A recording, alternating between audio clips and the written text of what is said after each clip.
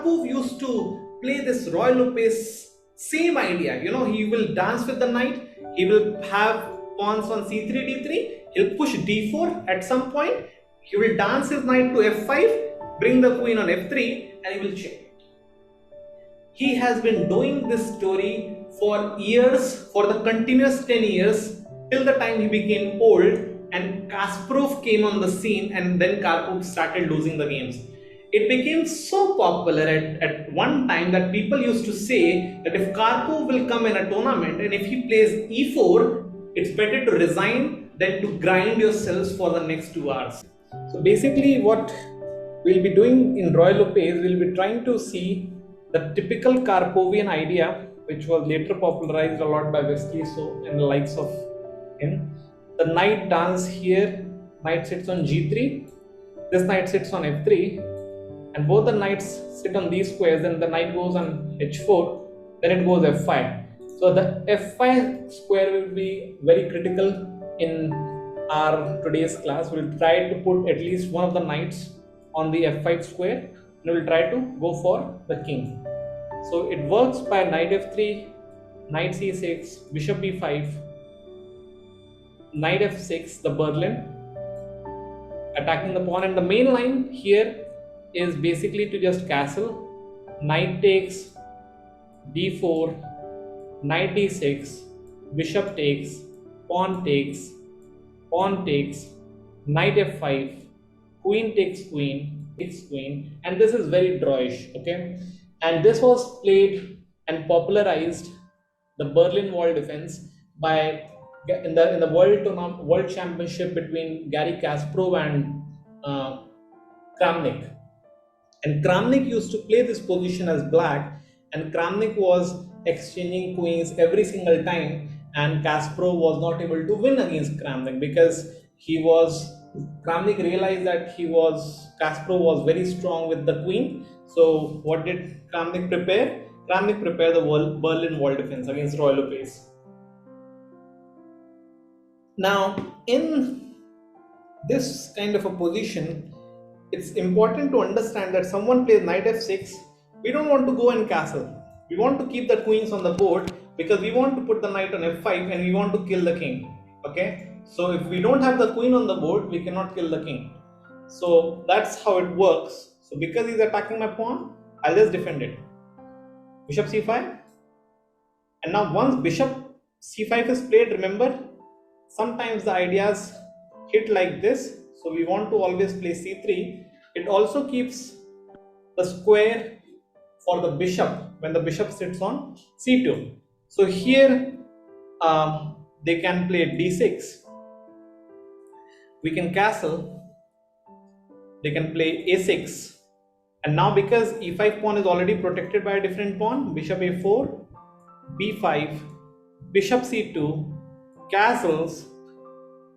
And this is where we try to understand that, okay, I want to put my rook on e1, but I don't like the idea of knight to g4 and knight f2, okay? So basically, I don't want to put rook e1 right away because the bishop is on c5. So it's important for you guys to understand that after knight g4, f2 is hit, and I mean, you can play this particular setup, but it's not recommended. It's not recommended because you'll be kind of losing the bishop pair advantage. Okay, and if you go back after knight g4, if you go back, f5, h3, fe4, and this is where black achieves equality. Black also has slightly better position because all the pieces of black are very, very easy to come out. The knight will go back, and black is very happy in this position.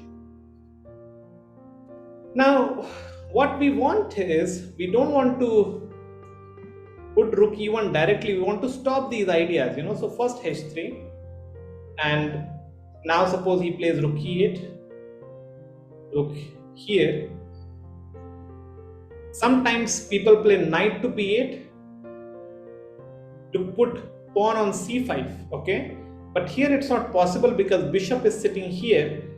And okay, so suppose they play something like bishop b7. Now we can start the dance of the knight. Knight goes here, okay, h6, Knight goes here. And now remember, I want to put the knight on g3 because what's the Karpovian dance? The dance is that now I want to do knight h4. I want to put one of the knights on f5. And you have to understand that the bishop will be sitting on this diagonal, this bishop will be sitting on this diagonal, the knights will be sitting like this. If it is possible, you'll bring the queen on f3 and then the king is busted. And this is something which we'll be doing every single time, not just once, not just twice, every single time in Royal Pace. People have done it for thousands of games. We'll also try to do it for at least 10. So here you have to understand how can very quickly black can go wrong. Trust me, like the accuracy with which white has to play and the accuracy with which black has to play, the difference is a lot. Like black can go wrong very quickly. You don't believe me? Let me make a move. Oh, the computer starts favoring white. Let me make any other move. Oh, the same thing happens. Right, Sanjoy? See? The accuracy, because I'm having a very straightforward plan. Whatever he does, I'll play knight h4. Whatsoever he plays, I'll play knight h4 and then I'll put knight f5 and still I'm better. Whatever he plays, I don't even bother until unless he's not trying to attack here. Until unless he doesn't play g5, I'm kind of playing the same move. Suppose he plays rook b8, knight h4. I'm fine. Because this plan is so popular, this plan is so popular with white that Karpov, there was basically, if you guys are interested in chess history, I'm a big student of history, be it chess or be it in the world of political science. Anyways, like Karpov used to play this Royal Pace, same idea. He will dance with the knight, he will have pawns on c3, d3, he'll push d4 at some point, he will dance his knight to f5, bring the queen on f3, and he will check. He has been doing this story for years, for the continuous 10 years, till the time he became old and Kasparov came on the scene, and then Karpov started losing the games. It became so popular at one time that people used to say that if Karpov will come in a tournament and if he plays e4, it's better to resign than to grind yourselves for the next 2 hours. Okay, so this was so popular that Karpov was recognized as one of the geniuses in the Royal Pace. Okay, and this is the technique of Karpov that it's very difficult to refute. I hope you guys understand the meaning of refutation. Like suppose if I'm having a plan, okay, you guys believe that my plan is a bad plan, so you cannot say sir your plan is a bad plan. That's not how it works in chess. You have to tell me why my plan is a bad plan. So you have to tell me a refutation line. Sir, your plan is a bad plan because of takes and this, something like that. So there has been no refutation till date for this, what we call it as Karpov's plan, Karpovian knight dance. Okay, so there has been no refutation and it has been played for the last, how many years have been passed since Karpov became world champion? I guess in 70s, late 70s, I guess 75. Bishop became world champion in 72. Karpov became world champion somewhere in 70s. One of you can check the internet. And since the 70s, it has been almost 50 years, and the system is very, very playable. It's very popular at the highest level. Fun fact: there has been a women world championship going on, and it was boring drawing games for the continuous 5 rounds. Then one of the opponents played as white, Royal Pace, the dance, and white won the game. So that was a breakthrough. Fun fact number 2: in the world championship between Ding Liren and Jan Nepomniachtchi, Ding Liren was being crushed by Royal Pace so badly in the start of the tournament that he switched to French defense for 2 rounds. Literally, he was being crushed positionally, that he had to switch to French defense. and he lost one of the French defense games, and then he came back to Roy Lopez, and then all those things happened. Just to tell you that no, Dembélé later became the world champion. But yeah, anyway, this was the story when the tournament was going on. So Roy Lopez is a very powerful tool for white. Now you can ask me what should we do as black if someone plays Roy Lopez against me? It's better to resign, okay? Because till now we have not understood the idea. But no, it's not like that. We'll understand how to defend against Roy Lopez players. It's like the Breyer variation. We can go for the Breyer variation. Instead of keeping the bishop on c5, it looks like a very strong bishop, but trust me, it doesn't do much. You have to keep the bishop on e7, and you have to, because the bishop, once it sits on e7, the knight will go away and the pawn will start going forward. That's how it works, but we are only seeing the position as white today, so I don't want to kind of complicate the class and try to make you guys understand from both ends. Anyways, so here just to continue, suppose if he starts pushing the pawn, okay, and suppose if I achieve this structure, just making the moves, and suppose if I achieve this structure, what I've been talking about, that if I can put the bishops, if I can put the knights like this, I win the game, okay. It doesn't matter who am I playing against, because white has a very simple plan. White wants to put the knights like this. You should remember it, okay. You should remember this position, exact same position. Okay, try to even take the screenshot and play against level 7 and try to think if you are able to win or not win. Okay, try to understand it. You should take the screenshot, practice with level 6 or level 7. I am sure you'll be very comfortable. Okay, just to tell you guys, suppose let's try to discuss. Suppose pawn takes pawn. In the chat, white to play. I'm not going to discuss every single thing because it will only come to you by practice, but obviously you should take the screenshot. Why I'm saying to take the screenshot of this position? Because my plan is to achieve the same position as white every single time. And if pawn takes pawn, irrespective if the bishop is on e7 or c5, I don't bother too much about that. Suppose if pawn takes pawn happens, what's your idea? In the chat. And then after this, I'll be switching to the games. I have shortlisted 2 games. One of Karpov to pay a huge tribute to him for showing us such good ideas.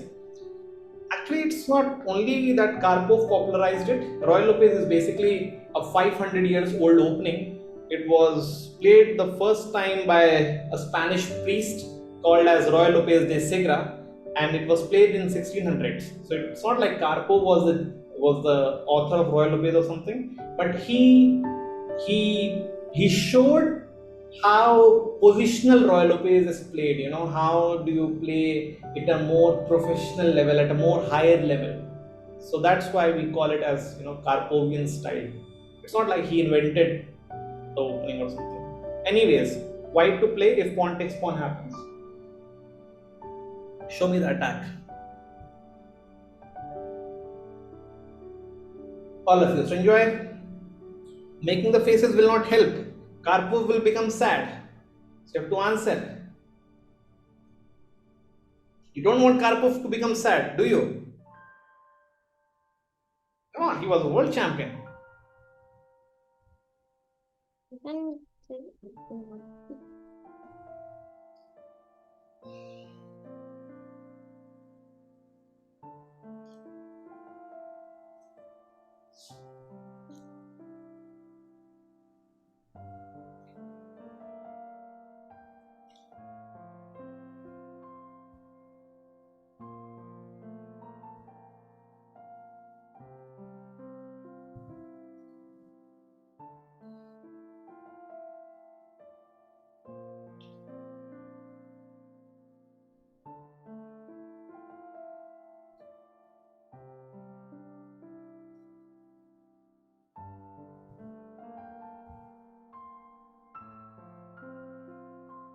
No, Manu, that's something towards the king side. See, I'm having enough attackers on the king. So you have to find out a way to attack the king. You have to figure out a way to attack this guy. So the point is, I'm going pawn takes pawn. No, Srinjoy, that's not the answer.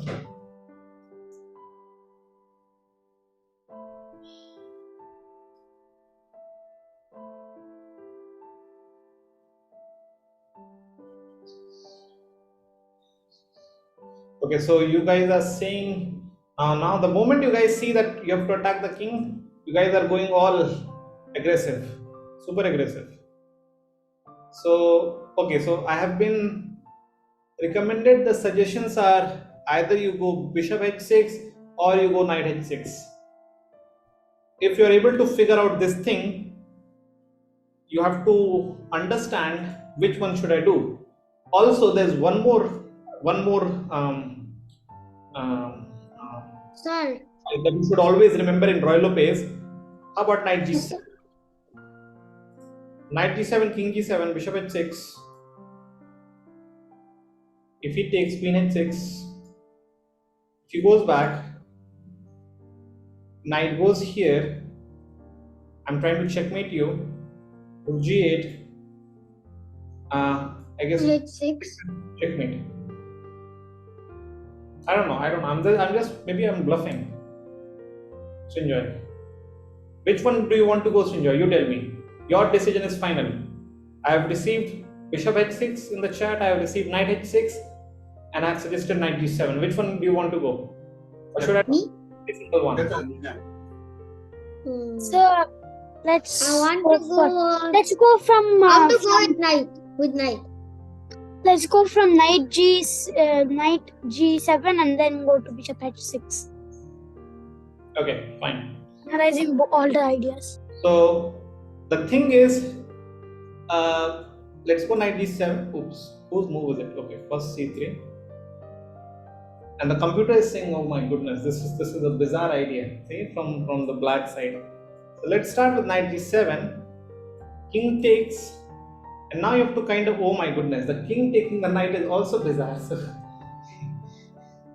anyways, it's funny. So let's try to understand. Can we go bishop h6 attraction? Probably.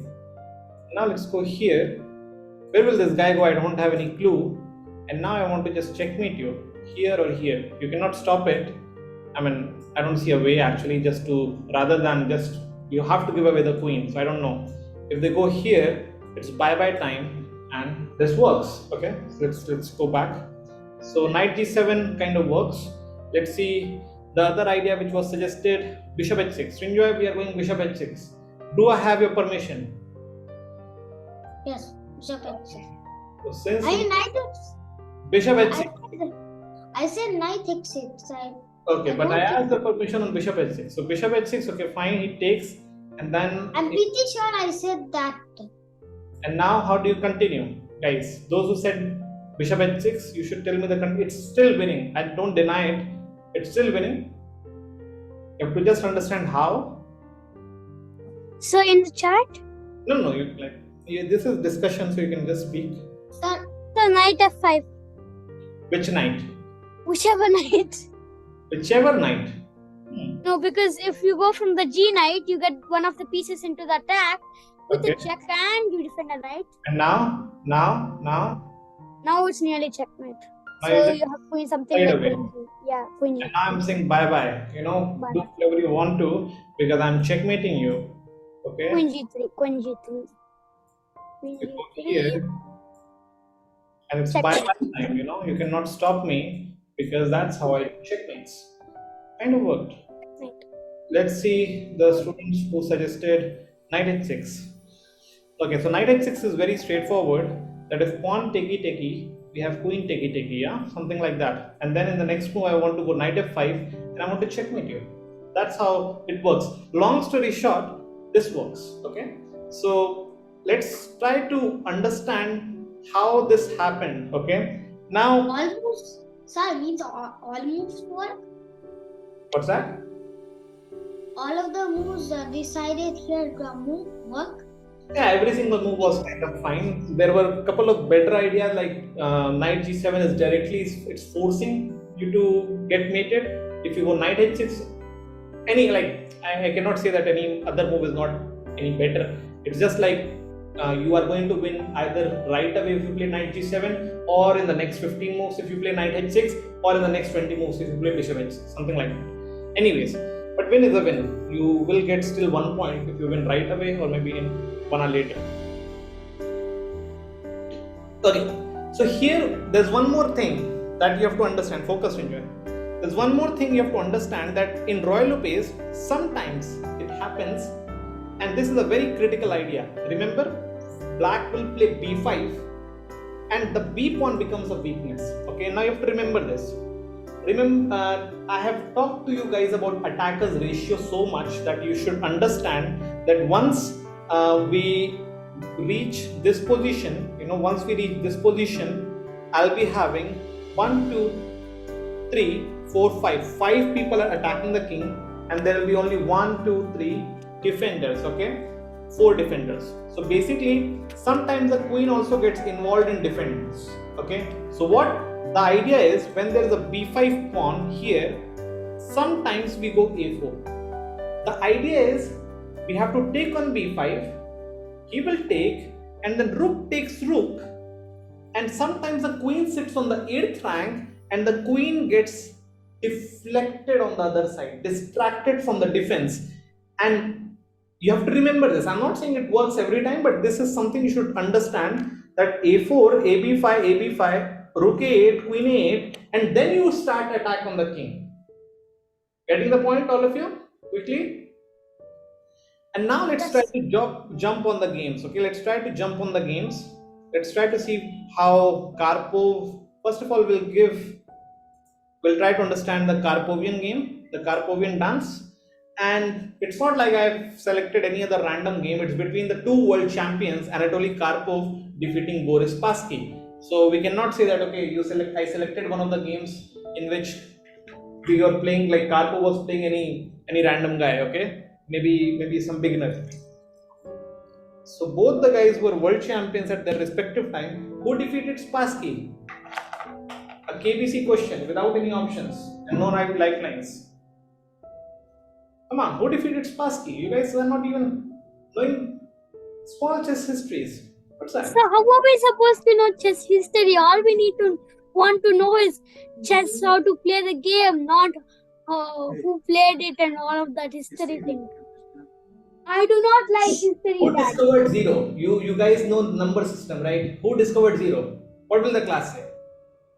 I have no idea, sir.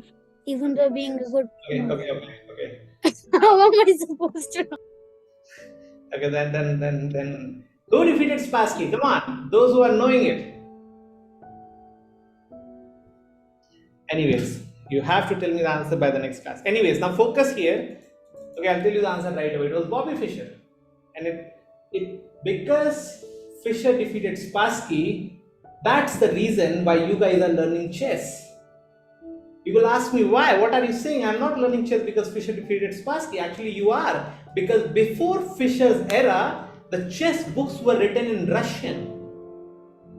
The chess books, chess articles, chess magazines, everything was dominated by Soviet Union. There was nothing in the English language written about chess. The Soviet Union players used to play amongst themselves, so there was not even any prize money. They used to just give few bucks to the winner, and because they were playing in the close-knit competition, chess was not a big thing back then.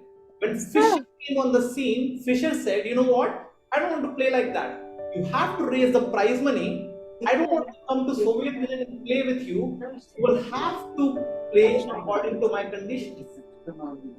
Understood? That's how Sir, I have a question. Tell me. The books are not even written in Hindi, as if like No, now there the are books, because the chess was invented in India, so not even editions now. Sanskrit or anything. Yeah, there were a couple of editions which are available. YouTube channels are available, which teach in Hindi and different languages. But back then, it's impact. One person creates an impact. I'm not saying Fischer is the greatest of all time, but regarding the impact of a person, what they do on a game, Fischer has the greatest impact by now. Okay, so that's why you should understand. Sometimes it's important to understand what are we learning today and how is it becoming so easy for us. Anyways, focus on the class. Let's cut out the history. E4, E5. Thank you. Bishop B5, A6. Okay? And now you can think that, what, sir? Karpov should go here, and then knight goes here. And is it a nice move? Because the queen can come on D4. and it's a 4. So beginners will do this, but not at the advanced level, okay? And now he goes here, hitting the pawn. Karpov castled because both the pawns are under hit. This is the Breyer variation. This is something I wanted to talk to you about, okay? Now focus here, all of you. Earlier we saw bishop c5. Now in this game we are seeing bishop e7, rook e1, b5, c3, very important because it prepares for d4, it controls d4, it creates escape square for the bishop as well. Castles, h3, knight b8. And now why knight b8? Because I have mentioned this, that people play knight b8 to play pawn c5. Knight will go here. Many times c4 happens and the knight sits on a very powerful square on c5. That's how it works. So d3. Remember, we are going on the same pattern now. Bishop b7 again. Similar ideas. Knight dance has started. Knight g3. And now, should white give away the bishop?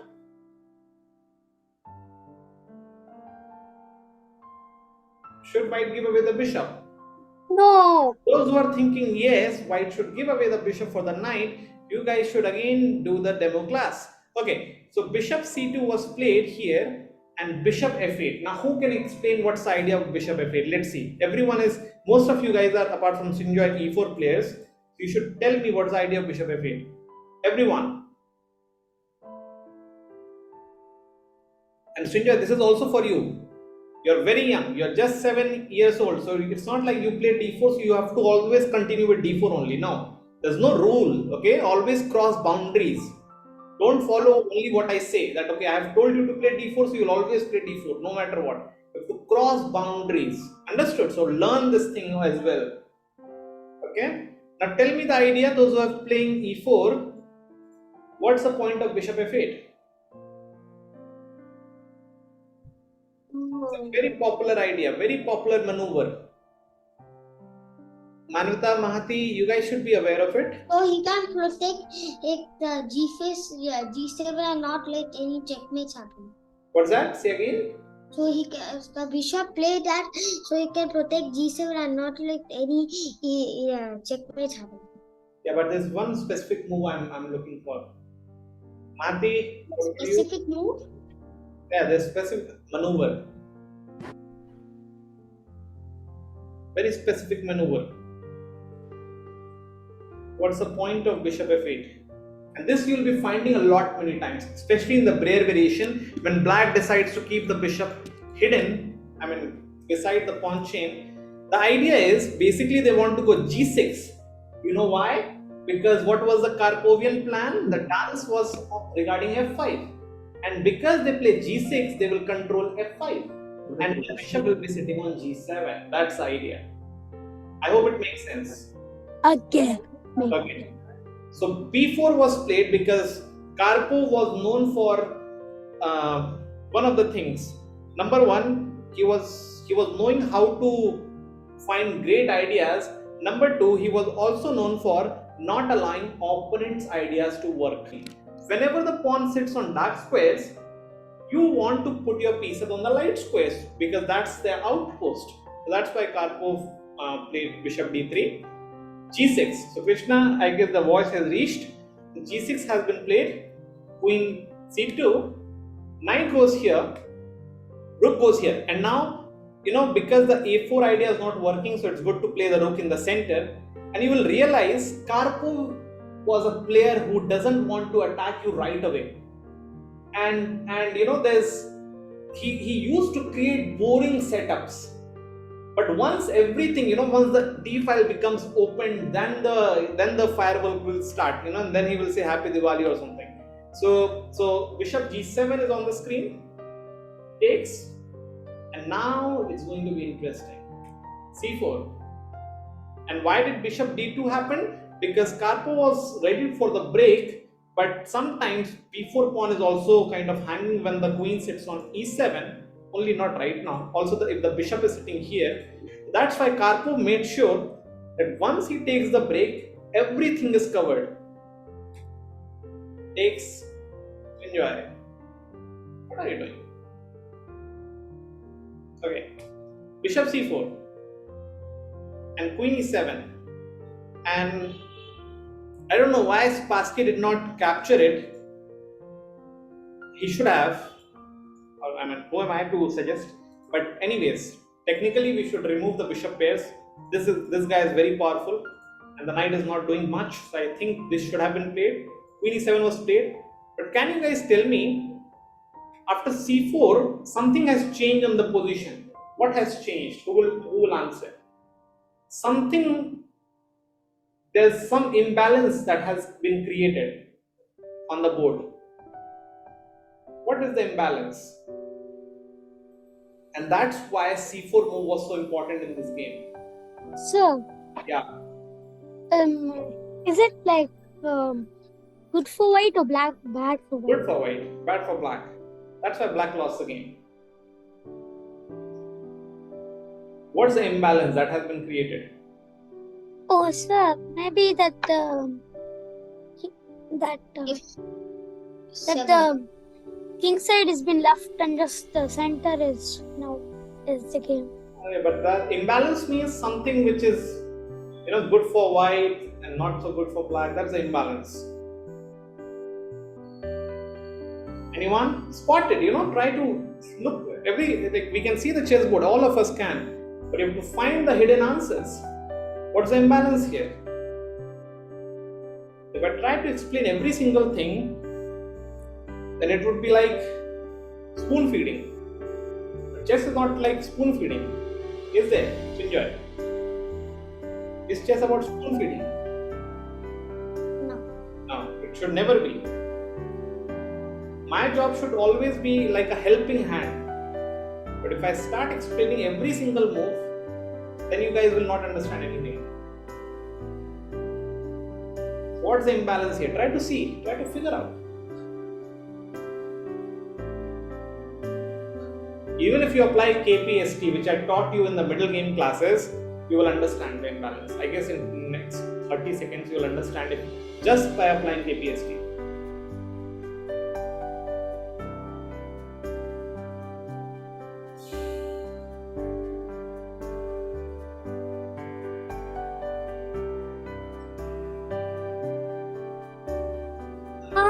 Sir, maybe that there are isolated pawns on this.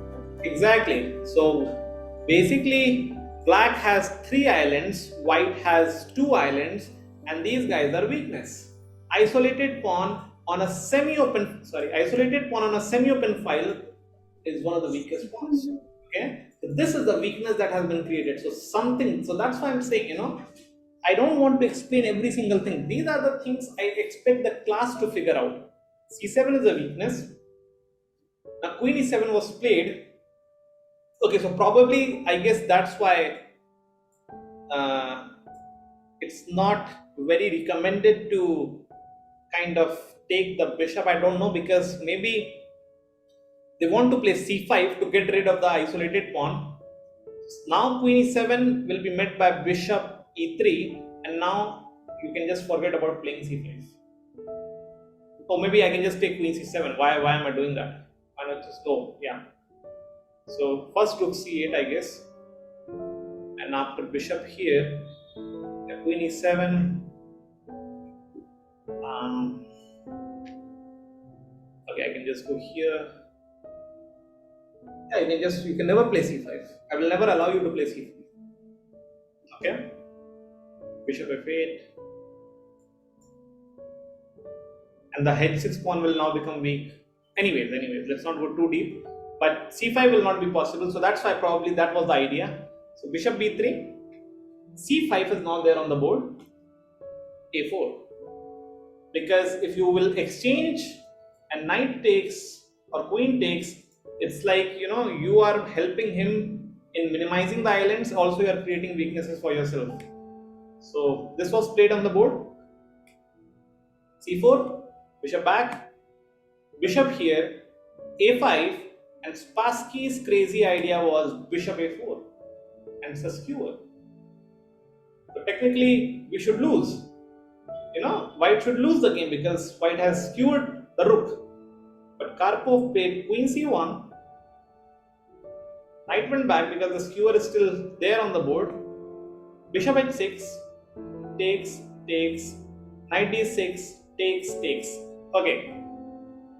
In this position, even though black is +1, if you try to understand, it's the same plan. It's the same plan that I'm having enough attackers on the king, and this guy is just useless. Okay, the knights are not there on the required squares. So queen e5. Question to the class again. Can black exchange queens? Black is +1. Can black exchange queens here? You have to be a bit fast, because if you want to see the second game, you have to answer me fast because only 20 minutes are left. So I don't know. You guys have to decide. Can black exchange queens? Who say yes? Sir, I think no. Okay. What about others? Let me see. No. No. So Manata and Krishna, what about you guys? No. Okay, fine. Yeah. So no, you cannot exchange queens. The idea is, the knights are kind of too loose. Okay. So if queen g5, knight g5, sadly you cannot even go rook e6 because the knight covers that. We are going to lose this guy. Okay. But now, even though you try to save it, it's very funny in Roy Lopez. Roy Lopez that's why that's the saying. Karpov used to play such boring openings that his opponents used to think that this guy is just a very boring player. He'll grind me for next 2 hours or 3 hours, and then he'll just win somehow. But what they didn't realize, at least for most part of his career, that Karpov was one of the greatest attacking players also. So here I go rook d6, takey, and there goes the queen. So that's a plan. So you cannot go queen e6, and if you try something like f6, which is again kind of a bad move, because the same idea is again working for me, and so king has to move. Knight h4. So the dance has started. The knight f5 line. Knight goes here. Knight g6 takes, and it's like this is just over. This is clearly over. Rook d6 takes. Even though black is +5, basically I'm having too much attack on the king. This is open. Everything is just crushed. Okay, so I can now just maybe hop around like this. If he goes here, knight check. Or maybe knight first.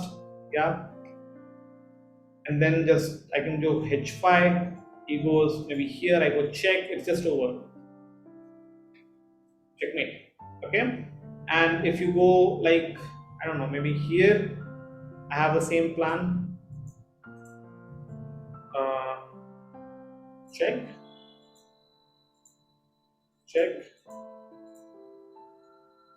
Mate. Yeah. Okay. You bring the queen in. I mate you. Okay. So. Sir, he can also play rook e6. Then again bishop e6. No, bishop e6 again. And then the moment you move the queen, so queen e7. So suppose, yeah, the queen is overloaded. So you go here.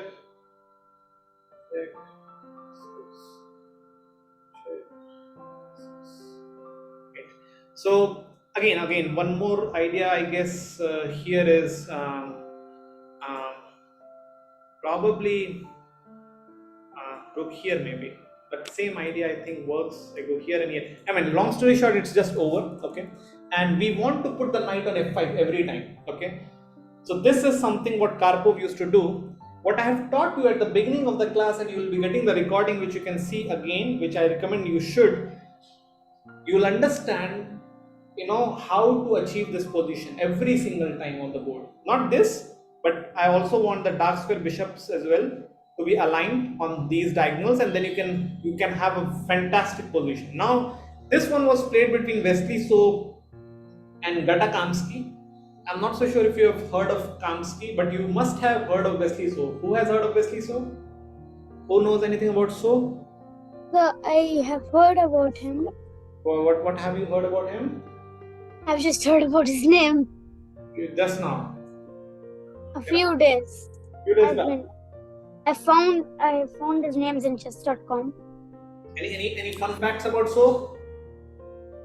Definitely no.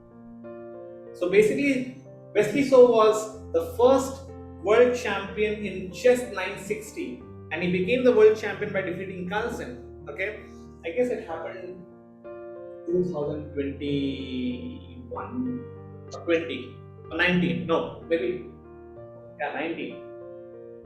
Or 19, I guess. Before COVID, I guess you have to check. My dates are bad, but yeah, the fact is correct that he was the So first. he's even the finalist in the recent tournament, I think. What's that? He's the finalist in the recent tournament that's happening. That happened in Norway. He was one of the top seeds along with I guess Arjun Erigesi was also there in the tournament. So I guess Also, I think I'm talking about the Grand Chess Tour. Like I think 3 days back it has happened. I'm not aware of that. Okay, so here So was playing as white, and this game will again, same idea.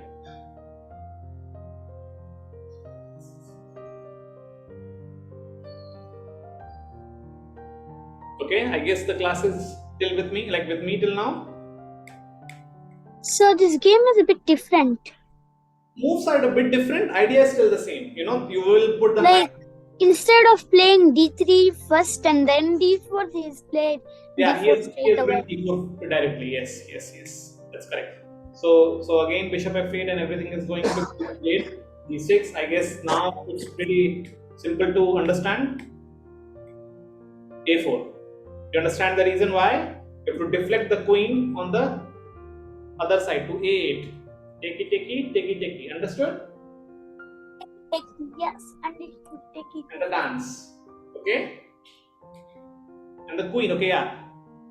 Sometimes I recommend queen f3 as well but this time the bishop is here. So once the bishop is on this diagonal, which is not doing anything on the king, then you can just bring queen f3. You don't even have to calculate queen c1. Just go queen f3 and just go for the kill.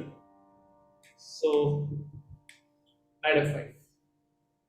Okay, that's a powerful knight on f5. And you must think, okay, so is crazy or what? He's putting the knight and he's just sacrificing. Basically, if you take, I'll be putting the other knight on f5. And again, h6 is going to be lost. So takes, and now you cannot protect h6 anymore. And look at these guys. This happens every time in Roy Lopez games. Look at these guys doing nothing. And basically, you want the rook to defend h6. For that, you have to put knight g8, which I believe was played in the game. After knight g8, you want to go rook e6 to defend the pawn, right? Because after knight here, I think that's the right way to play this position. Knight g8 has to be played. I don't think so any other move is there. Rook e6 first. Rook e6 first.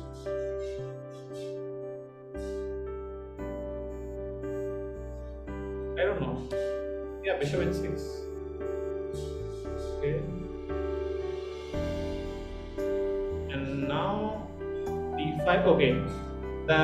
Basically the point is black is +1, and he's saying, you know what, you can try to take my rook, and it's like exchange sacrifice. But So found a very interesting idea. I believe it's g4 and then g5, because I'm even removing the queen from the board. Yeah, it's g4, and now wherever the queen, next move g5 is being threatened, the rook cannot be saved, and then I guess Kamsky resigned in this position. I know I went too quick in this game because there are many moves that has to be focused on. Like suppose if I go back, you should not have played c6. A better idea is always go c5 as black. You have to hit in the center. If you don't hit in the center, your bishop is not getting activated. So better idea is c5. I think c6 is inaccurate. So yeah, one idea to again understand. And it's also a break. Yeah. So the thing is, once you put this position on the screen, you can try to practice a lot many times.